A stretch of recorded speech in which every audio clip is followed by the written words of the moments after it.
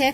Oxygen का hydride क्या है? द्रव। और सल्फर का हाइड्राइड क्या है? गैस। ऐसा क्यों होता है? सुनिए कारण।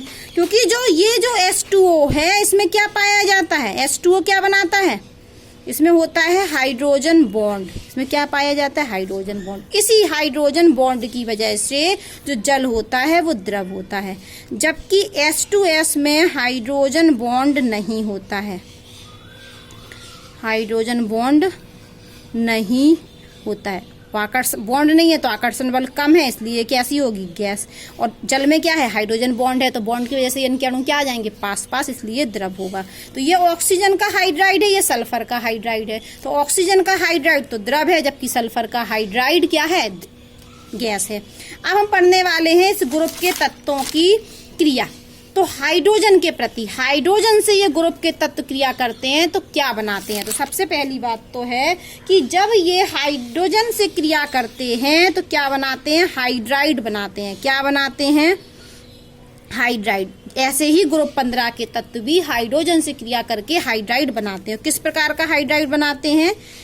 H2E प्रकार का। H2E प्रकार का। ई का मतलब है ग्रुप 15 के तत्व प्रकार के हाइड्राइड बनाता है। तो ई का मतलब आपको पता है? ई का मतलब है वर्ग 16 के तत्व। अलग से लिख दिया हमने। तो H2E प्रकार की हाइड्राइड बनाता है। ई का मतलब है ग्रुप 16 के तत्व। तो देख लेते हैं। तो ग्रुप 16 के कौन कौन से तत्व होते हैं? हम नाम लिख दें ग्रुप 16 में। ऑक्सीजन, सल्फर, सेलिनियम, टेलुरियम और पोलोनियम, ये है हमारे ग्रुप 16 के तत्व। तो बना देते हैं हम हाइड्राइड। पहला हाइड्राइड क्या बनने वाला है? पहला हाइड्राइड बनने वाला है H2E की जगह क्या लिख दें? ऑक्सीजन। तो पहला हाइड्राइड बनेगा H2O। दूसरा हाइड्राइड क्या बनने वाला है? दूसरा हाइड्राइड बनेगा H2S। तीसरा हाइड्राइड बनेगा H2Se। और चौथा हाइड्राइड बनेगा H2TE। और पांचवा हाइड्राइड बनेगा H2PO। लेकिन जो हम ये पोलोनियम है ना, पोलोनियम क्या है? रेडियो एक्टिव एलिमेंट है। तो जब हम कंपैरिजन कर रहे होते हैं तो रेडियो एक्टिव तत्व को हम छोड़ देते हैं, तो हम इसको नहीं बनाने वाले हैं, ठीक है? कि रेडियो एक्टिव तत्व के गुण अलग ही होते हैं ना। और रेडियो एक्टिव तत्व तो क्या होता है,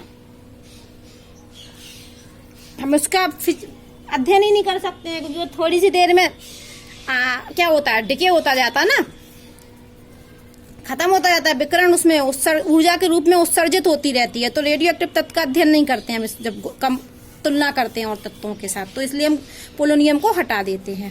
अब हम आते हैं, क्या बता रहे थे आपको कि ये तो बन गए हमारे हाइड्राइड। किसके हाइड्राइड? ग्रुप 16 के तत्वों के हाइड्राइड। और ये जो हाइड्राइड होते हैं इनका जो अम्लीय नेचर होता है, अगर हम इसको वर्ग में लिख दें तो वर्ग है ये हमारा, इस तरीके से वर्ग में लिख दें तो ये ऐसे आएगा। पहले ऑक्सीजन आएगा, फिर सल्फर आएगा, फिर सेलिनियम वाला आएगा, और फिर क्या आएगा? टेलिनियम वाला। तो ग्रुप में जब हम ऊपर से नीचे आएंगे, ग्रुप में जब हम ऊपर से नीचे आएंगे तो इन हाइड्राइड का अम्लीय नेचर, प्रकृति क्या होती है? बढ़ती है। ऊपर से नीचे आने पर हाइड्राइड, जो ये चारों हाइड्राइड हैं, ये चारों ही हाइड्राइड हैं, लेकिन इनमें अम्लीय कौन होगा? ये वाला। क्योंकि ऊपर से नीचे आने पर वर्ग में हाइड्राइड का अम्लीय नेचर क्या होता है? बढ़ता है। अगर हम पूछें अम्लीय नेचर का, वो बताइए क्रम।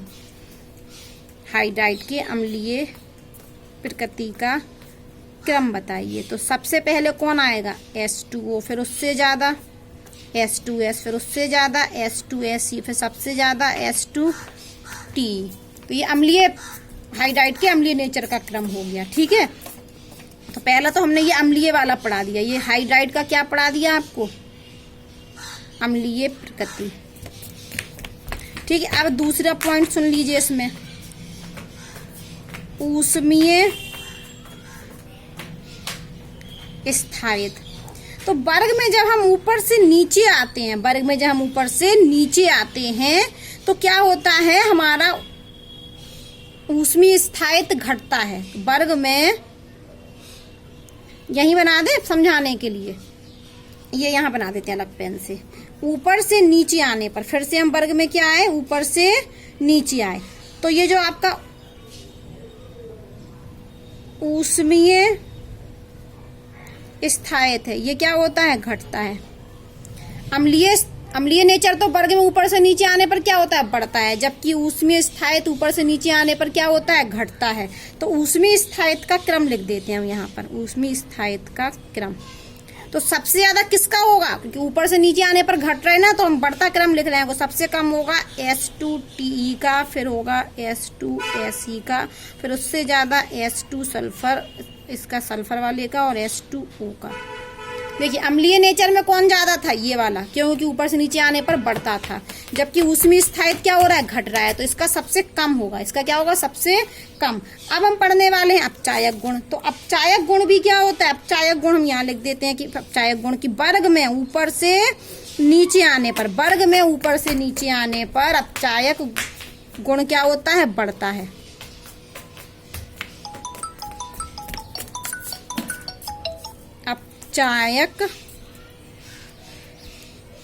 अपचायक गुण बढ़ता है। अपचायक गुण क्या होता है, बढ़ता है। तो अब हम पीछे लिखने वाले हैं, सबसे ज्यादा अपचायक गुण किसमें होगा, इसमें, सबसे कम किसमें होगा, इसमें। तो हम लिखते हैं अपचायक गुण। अब आप एक बात और सुन लीजिए, वर्ग में ऊपर से नीचे आने पर अपचायक गुण बढ़ता है। तो सबसे ज्यादा अपचायक ये होगा, और ये क्या होगा, कम अपचायक होगा। तो हम एक पॉइंट बता दें आपको कि जो जल होता है वो उसमें अपचायक गुण प्रदर्शित नहीं करता है। जल अपचायक गुण प्रदर्शित नहीं करता है, ठीक है। अब जल अपचायक गुण प्रदर्शित नहीं करता है, और वर्ग में ऊपर से नीचे आने पर अपचायक गुण बढ़ता है, तो बढ़ता क्रम हम लिख देते हैं। तो जल तो करता ही नहीं है, तो अपचायक का बढ़ता क्रम सबसे ज्यादा क्या होगा, सबसे पहले लिखेंगे हम H2S, उससे ज्यादा H2SE, और सबसे ज्यादा H2TE। ये होगा हमारा अपचायक का बढ़ता क्रम। अब हम पढ़ने वाले हैं ऑक्सीजन के प्रति क्रियाशीलता, नेक्स्ट वीडियो।